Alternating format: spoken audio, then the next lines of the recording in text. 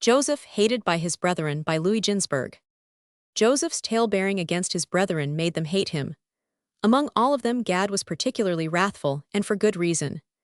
Gad was a very brave man, and when a beast of prey attacked the herd, over which he kept guard at night, he would seize it by one of its legs and whirl it around until it was stunned, and then he would fling it away to a distance of 2 stadia and kill it thus. Once Jacob sent Joseph to tend the flock, but he remained away only 30 days, for he was a delicate lad and fell sick with the heat, and he hastened back to his father. On his return, he told Jacob that the sons of the handmaids were in the habit of slaughtering the choice cattle of the herd and eating it, without obtaining permission from Judah and Reuben.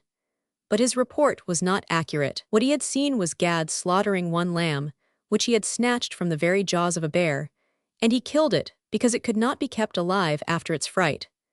Joseph's account sounded as though the sons of the handmaids were habitually inconsiderate and careless in wasting their father's substance. 9. To the resentment of the brethren was added their envy of Joseph, because their father loved him more than all of them. Joseph's beauty of person was equal to that of his mother Rachel, and Jacob had but to look at him to be consoled for the death of his beloved wife. Reason enough for distinguishing him among his children. 10. As a token of his great love for him, Jacob gave Joseph a coat of many colors, so light and delicate that it could be crushed and concealed in the closed palm of one hand. The Hebrew name of the garment, Passim, conveys the story of the sale of Joseph. The first letter, P, stands for Potiphar, his Egyptian master. Samech stands for Soharim, the merchantmen that bought Joseph from the company of Ishmaelites to whom his brethren had sold him. Yod stands for these same Ishmaelites, and Mem for the Midianites that obtained him from the merchantmen, and then disposed of him to Potiphar. But Passim has yet another meaning, clefts.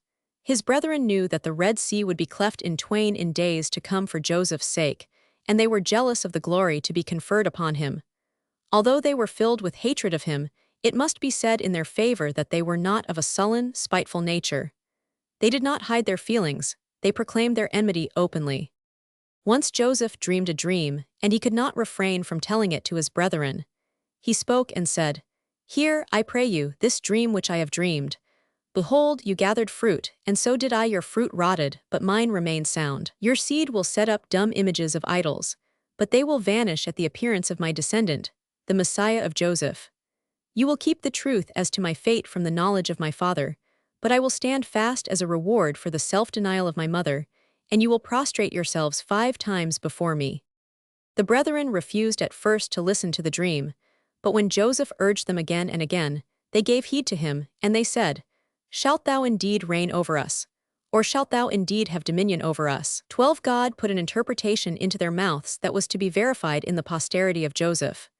Jeroboam and Jehu, 2 kings, and Joshua and Gideon, 2 judges, have been among his descendants, corresponding to the double and emphatic expressions used by his brethren in interpreting the dream. 13. Then Joseph dreamed another dream, how the sun, the moon, and 11 stars bowed down before him, and Jacob, to whom he told it first, was rejoiced over it, for he understood its meaning properly. He knew that he himself was designated by the sun, the name by which God had called him when he lodged overnight on the holy site of the temple.